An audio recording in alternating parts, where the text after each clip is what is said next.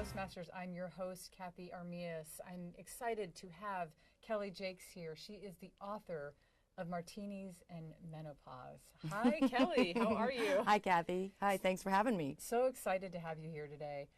Your book, Martinis and Menopause, amazing. So the title just struck me, and I think from the title I know what it's about, but I want you to tell me what it's about and why you wrote the book. Yeah, sure. Well, obviously it's for women who are in perimenopause and going through menopause, that whole transition that we go from our reproductive zone to the no period zone, which is like I call freedom, right? And it can take 2 to 10 years, but every woman has to go through it. Yeah. And so when I started going through it, I thought, oh my God, what is happening to me? All the different symptoms that I was going through. So I started doing some research and used my science-based background and wrote this book about it. And so it's not just the science, but it's like the strategies. What are you going to do to live better with these symptoms that you have going through menopause? And the martini is because, well, I do love to have a martini, but really the martini is a metaphor for hanging around people who get you, who love you, who've got your back. You know, too often women need to seek out that community of other women and men who love women, who love them, right? And so you're hanging out with people who get you, who are encouraging to you, and that's really the martini. So each chapter has a martini and a mocktini recipe in it, because it's not really about what you're drinking, it's about who you're drinking with. Who you're hanging with. Right, exactly. Yeah, yeah. Wow, so you actually have a martini recipe in there as well for every... Every chapter has a martini and a mocktini recipe. Yeah, I work with... What a great bonus. Yeah, I know. And a mock one. That's awesome. And a mock one, yeah, because some women don't want to or can't have alcohol, so that doesn't mean you can't have a, martini time of hanging out with people. That's amazing, because I don't drink, so I love that. Yeah. I think that's fantastic. Yeah, I worked with a Salem mixologist to help me kind of come up with some of the recipes. They kind of go with the chapters, right? So if it's about hot flashes, I might have a martini recipe in there that has some cool mint in it, for instance, right? Yeah, yeah. So I tried to take ingredients that would match with whatever the symptom was I was talking about. Oh my gosh, that's so cool. Yeah, yeah. The book already sounds amazing. It has cocktails and mocktails in it. Right? That's amazing. Yeah. So who's the book really written for? I mean, obviously we're talking about menopause and how you deal with that and who your people are. So it seems like it seems so much beyond menopause. Like who's this great for? Yeah, it's really great. I mean, the menopausal woman can be anywhere from 40 to 60, right? So that's a pretty big demographic. Yeah. Because lots of women are starting menopause earlier and earlier and earlier. In their early 40s, sometimes even late 30s. So it's a book, of course, for women who are going through the transition, but it's also a book for those who love the women who are going through the transition. I speak about this too at conferences all around the country, and the men come up to me and say, oh my God, you helped me understand my wife, my sister, my coworker, my employee, my employer so much better. So it really, because it's something you have to go through. It's a physical, mental, emotional time. And so the people who are around you, if they understand it better, it really empowers everyone. Yeah. And then you have the younger generation, like my daughter. I have a daughter in her 20s, and she's like, oh my God, Mom, I just love this book. Because, she's in that reproductive zone, but they're going through hormonal changes. They're just more on a cyclinal time than the woman who's going through menopause. So it's still hormonally driven, that changes. And so she loves it too. That's fantastic. So really, I mean, it's one of those books where it has a very specific niche, but also at the same time, it kind of applies to everybody. Right. Because you have somebody in your life that's going to be going through that transition or that period. Right. That's so cool. So you are a speaker, and you speak at a lot of conferences, especially like women's conferences, right? I mean, you are a great fit for that. So tell me more about that. Like, where do you typically speak, and what kind of gigs are you looking for? Yeah. Well, thanks. I speak a lot nationally because, believe it or not, I got my start in oral health because my first degree was in dental hygiene. So I got a bachelor's in dental hygiene, and so that was my kind of niche people. And then I went and got a master's in communication and adult education because I wanted to position myself differently within that profession. So I have for years spoken to oral health audiences and dental hygienists, which are primarily, 95% women. So this message in particular does resonate with that audience. But I speak to a lot of medical and dental groups. But this book has really launched me into a new direction, which really what I want is because my heart is really to empower women. Right. Because I love women, and I just think, we're best gender on the planet. I love men too. I'm married to a really great one, but I love women, and I think women are powerful. And you know, not only are we the nurturers of the world, but we get stuff done. Yeah. You know, and also I like to empower women because I meet a lot of women who they don't really know their own power, and they are kind of stuck in this place of, I wish I could talk to my boss this way. I wish I could be the boss. I wish I could, you know, get rid of this relationship. I wish I could, right? And the truth is, you really can. You just got to get clear on who you are and the power and who you are. So I talk a lot about self-care and how are you taking care of yourself as a woman. You know, I talk about a lot about self-love, lots of areas there, and the self-talk. Yeah. Because women in particular, we tend to be negative when we talk to ourselves. When you're listening to the loop in your head. Yeah. Right? That loop that, oh my God, my hair looks horrible today. Oh, these pants make me look fat. Oh God, I just feel like crap, right? Yeah. But the more we tell ourselves that, the worse we feel. Right. So that's kind of one of my messages. So who do I like to talk to? I like to talk to groups of women in business, women in associations, women in groups, right? Because I just talk about our unique experience as women and really I really talk true advice, true strategies of how you're going to live your best self, right? So it's educational, but it's also fun and inspirational, my talks. Kelli, it's awesome that you speak to women, and you are such a powerful, amazing woman. You have great charisma, and I'm sure you're inspirational to all the women that you speak to. And I think it's really cool because you're coming from this great. You come from all these like backgrounds, and you kind of bring them all together. So I can hear in your story, in your life, that you're not just talking about one specific thing.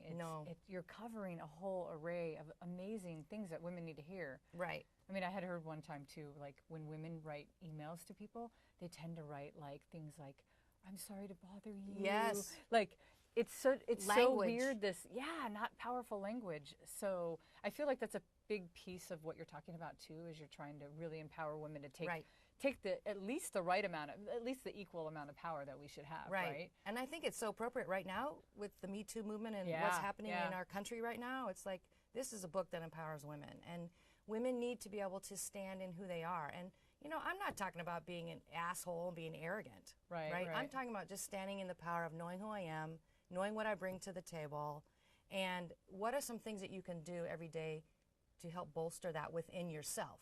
Because, you know, Lord knows I have bad days too, right? I have days when I don't want to get out of bed or, you know, I'm, you know, schlepping around, right? But there are strategies that if you know how to employ those and what to do to make yourself think differently and feel better, you're going to be more empowered in your world. So how did you get from the oral health and, you know, to where you are now? Like, what was the track to get you there? The track really was what was going on in my own body. Like, when I started going through the menopause transition, I'm like, what is going on? You know, like, I really suffered from night sweats, waking up like soaked, right? I thought, why is my body doing this? Or I really also had that irritation where you go from 0 to 60 and become a complete witch, and you're just taking down those around you. The people that you love the most, you're like the meanest to. Yeah. And so irritated. So I have a science-based background, so I'm like, well, what is going on? There has to be real reasons. I'm not really losing my mind. And so that started my life of research on why the woman's body changes and what you can do about it. And so really through my own journey is how that journey started.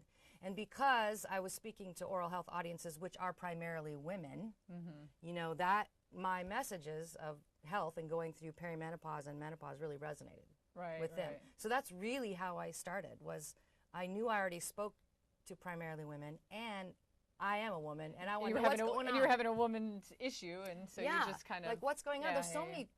Like, there's so many systems within the body that change. You know, your brain is affected, your temperature sensor is affected, your sexual organs and your sexual self is affected. Yeah. I mean, your weight is affected. Food cravings are affected. There's so many systems. And so each chapter I talk about one of those, the top 10, and kind of tell a story of a woman going through that, and then I give you a martini and a mocktaini recipe, of course, so you can sit down and relax and learn something. And then I give you the science of why, very accessible.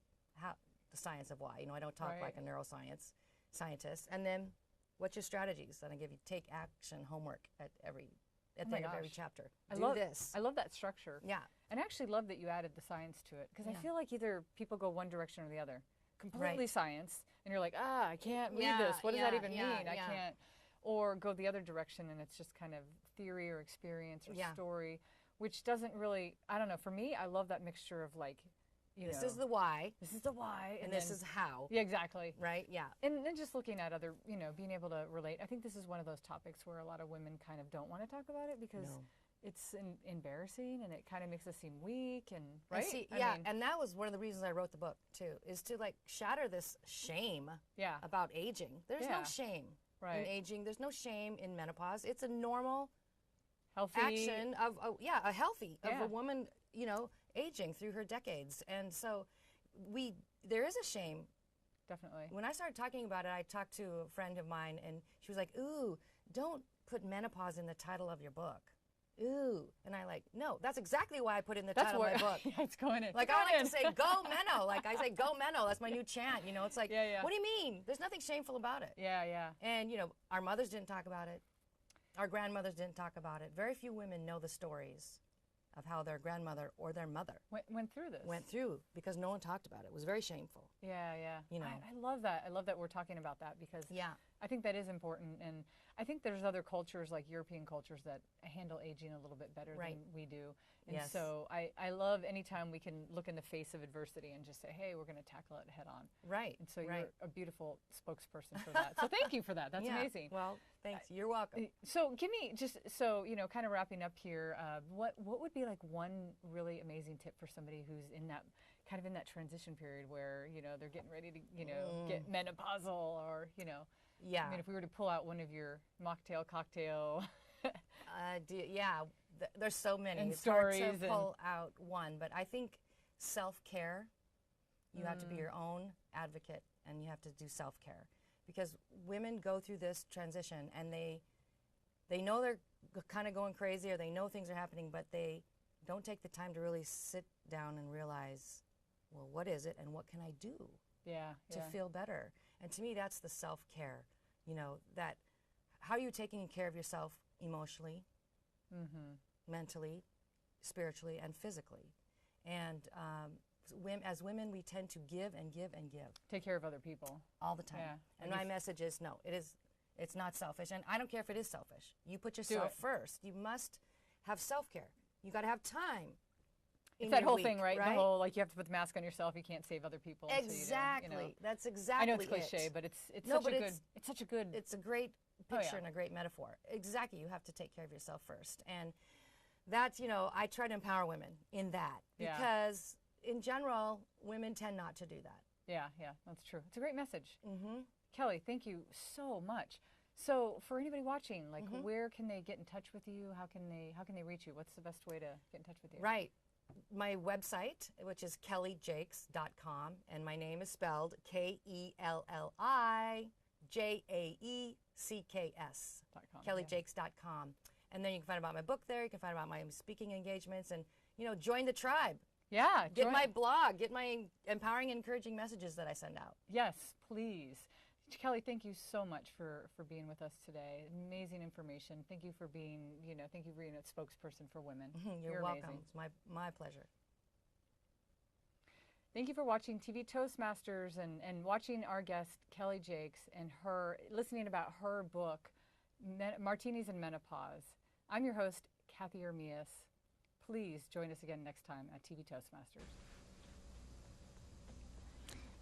Hi, I'm Eric Bergman. As a member of TV Toastmasters, I get to learn all about video production, running a TV show. Plus, I get to be on camera interviewing really fascinating Toastmasters who share their stories about their hobbies, their activities, and how they benefit our community.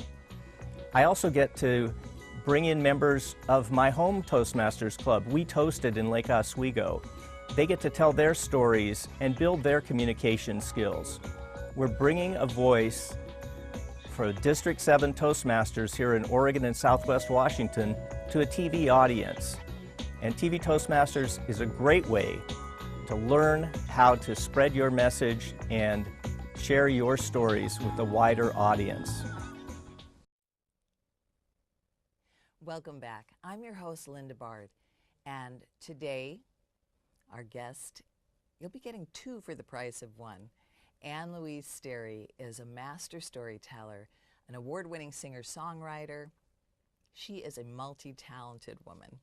Welcome to the show, Anne-Louise. Thank you, Linda. It's great to be here and to get to know you a little bit. It's wonderful. It's a two-way street. So what was your attraction to storytelling? Because we're both in Toastmasters, Toastmasters for Speaking Professionals. What was the storytelling attraction for you? I think I started storytelling when I was doing music with toddlers. And I actually just began to tell stories, traditional tales like the Three Little Pigs, to keep them busy. Because sometimes the music just wouldn't do it. And then once I got involved with it, I started taking classes and going to conferences. I found out how wonderful it was. And then I realized the connection for me, my father told us stories our entire growing up. And those were some of the most wonderful times of my childhood. So you've pretty much been hearing stories from the cradle to now. Yes. And my father told us traditional tales. He told us ghost stories at Halloween. And he told us a very special story at Christmas that went on for 2 weeks that he made up just for us. Ooh, with characters. Yes. And did he do dialogue and all Well, of that? we were the characters, the five Really? of us, we children, we were the characters. But it was a wonderful story. And one day I'll get to tell you that story. So you speak to and perform for a wide range of groups, I mean, from children to corporate clients. What can you tell me is the common thread that appeals to this such a diverse audience? Well, using music and storytelling, what I find is that people just love to listen to good stories, whether you're a little kid or whether you're a grown-up. I tend to tell more traditional tales because I believe that there are stories for everything that have already been written, that have already been told for centuries, for millenniums, and they work. So I tend to use those stories, and grown-ups enjoy them just as much as children do. So I change the content, but what I'm doing is the same. I'm just like talking to them and telling them a story, like I'm sitting here talking to you. Okay, so what is the myth that, you know, people tie into? I mean, it really is passing down ancient wisdom in some regards. Sometimes it's teaching a moral. Right. You know, what is the key point for you to connect with the audience around that? Well, of course, I'm telling stories with all different themes, depending on where I am and what I'm doing. And I believe that the key point actually first has to do with yourself. So it has to do with yourself connecting with your audience. And you do that just by doing what we're doing here. And that is the first place you start. If you miss that, then you lose your audience. So whether they're children or grown-ups or corporate or for pleasure or traditional tales or personal tales, it doesn't matter. Okay. So as a member of Toastmasters for Speaking Professionals, you've done humorous speech contests. You've appeared in a couple of those. When we were talking earlier, you had shared a story that sort of inspired one of your speeches that you gave at a contest. Yes. So I'd love for you to share that. So this is absolutely true. What's so funny about it, I was driving down the Oregon coast. I was doing a series of libraries and schools all the way from, you know, the north of the coast all the way down. And the last place I was going was a little town way at the south of Oregon coast. I can't remember the name now. I can't remember, it was Gold Beach, but it doesn't matter. But I was doing a performance in a theater for grown-ups. And I didn't actually know how I was going to start the performance. So my husband's driving, and I'm writing, trying to think of what I'm going to say. And we stopped to go to the bathroom at Fred Meyer's. And I go into the bathroom, and I go into the handicap stall, and this is absolutely true. And I'm sitting there, and suddenly a little boy slides under the door on his back. He was about 4. He had blonde hair and big blue eyes. And he pulls out his shorts, pulls up so I can see the top of his underpants, and says, "I have on Superman underwear today." And he smiles at me, and then he lets him go. And the bathroom, the big door opens, and I hear somebody call, "Timmy, Timmy." And he goes, "Bye." And out he slides, and he's gone. And I could not even believe that happened. I called him my angel, and I started my performance with that, saying, "I'm from the East Coast, and we're not that friendly in public bathrooms here. But this is what happened to me." And the audience just loved it. And I had them in the palm of my hand from that moment on. So, do you have any idea why he just felt compelled to slide under there and give himself a wedgie? No, and I didn't see him in the store after that. And when I went back out to the car, I was laughing so hard I told my husband the story. And then later I was thinking to myself, did that really happen? But it did, and I have no idea why. And I did call him my angel after that because I won a Toastmasters humorous speech, or did I come in third or somewhere at the big one for Toastmasters? And I've told that story so many times with different audiences for different reasons. So you've coined the phrase audacious joy. That sounds like it was a perfect example of experiencing it. It was. How did that come to be part of what you do in the world? Well, as I became a speaker, so I was a performing artist, singer, storyteller, working with little kids, then started working with grown-ups, and then started doing speaking. And when I started speaking, people would ask me to speak a lot of educational conferences I spoke at about using music and storytelling with your kids. And I didn't actually have a topic. I would speak about whatever you asked me to speak about. And somebody said in the National Speakers Association, "You need to know what you're talking about." And I didn't know. And then I went back and I looked at all the comments people wrote about me, sent to me, told me, and the one common denominator was joy. We love your joy on stage, and that's why we love you, because we all feel that joy. And so I thought, oh, that's what I'm about. And then audacious joy, it's like joy no matter what, joy in the face of whatever, just sort of fit together. Beautiful. So speaking of joy, you've also created this alter ego. Yes. This character called Aunt Lena. And from what I've seen, she totally tells it like it is. So does Aunt Lena have a message that she wants to bring Well, Aunt Lena, out? would you like to see a little? I she's would. Here. So Aunt Lena I didn't actually create her, she just came. She's sort of a conglomeration of all my Italian relatives. Okay, now I know you didn't have those glasses just laying around the house. No, I did find these glasses at Ray's Rags, which is no longer with us in Portland, but you can get them online. Oh my God. So, oh my God, is right. So she always has, she dresses in a certain way. She always has gloves. She always wears her hat, which I'm not going to put on because it gives you a hat head. She always has on red lipstick, which she puts on without a mirror, because that's what you do in those days. Right. And Aunt Lena, it's on my teeth belt? No, it's not. All right, good, all right. Aunt Lena really likes to tell the message of joy in a much more pithy way. She doesn't mince words. So, Aunt Lena, give us, 3 tips on how to really bring audacious joy to serious situations. Well, this is a good point, because Anne-Louise just had a serious situation. She had a little cancer, just a little. Oh my God. It's all better now, but just a little in the last couple of months. And I had to talk to her a lot about this because she forgot, but I put the glasses on. I'm ready to talk to her. Here's the things. First, you got to change the words you tell yourself. Because most of us like to tell ourselves words that make us sad, unhappy, angry, frustrated, hopeless. But guess what? Your brain will listen to whatever you tell it. It does not know the difference. This is true brain research. So if you change the words, it makes you feel better. Slowly and more slowly, and you just start feeling better and better. So if you get up in the morning and you think to yourself, oh my God, I got the cancer, you could change that story and just say to yourself, oh my God, I got the cancer, but look, I'm breathing this morning. And you start to feel a little better. So change the words you tell yourself. That's the first thing. Okay. All right. Second thing is you got to take responsibility for yourself. I call it you got to make your own gravy, like spaghetti gravy. Because if you don't make your own gravy, you got nothing. Not at all. You know what I mean? Not on. So You got to take responsibility for yourself, which means you got to take care of yourself. You got to eat right. You got to treat yourself with kindness. And you got to take responsibility for your actions with other people. And when you start doing that, you start to feel better. Okay. And our last one? Our last tip. Okay. Last tip. You got to make nice. That's the bottom line. You got to make nice with yourself. You got to make nice with other people, particularly if they're in your family.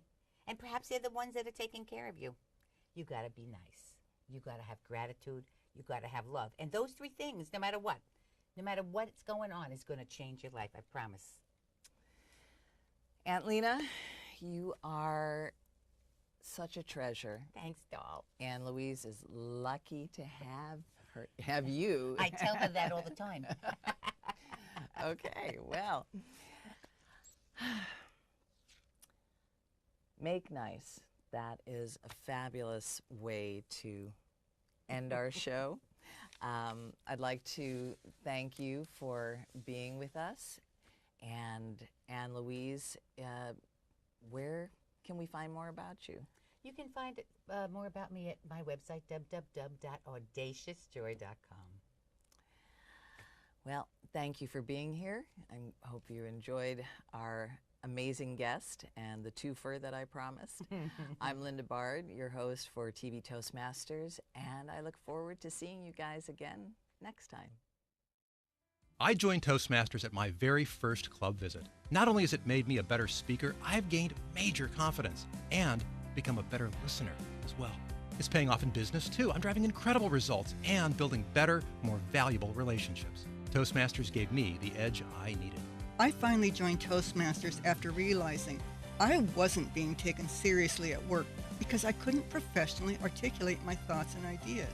Now I've learned to be a critical thinker, how to provide constructive feedback, and I can think on my feet. All the traits of a great leader. Toastmasters helped me to get my dream job. I used to freeze up during interviews and couldn't express my ideas clearly. My friend recommended Toastmasters. At every meeting, we practice impromptu speaking. I nailed my last interview, and now I have the perfect job. Thank you, Toastmasters. For over 91 years, Toastmasters has helped people become confident communicators, better listeners, and effective leaders. At every meeting, members learn how to express their ideas, practice feedback, and lead teams. There are over 100 Toastmasters clubs meeting all around the Portland, Vancouver area, near your office, home, or even your school. We meet on all days of the week, morning, noon, and night. Our clubs couldn't be more convenient or affordable at under $10 a month. Visit a couple locations and find the one that's just right for you. All the information you need is at Toastmasters.org.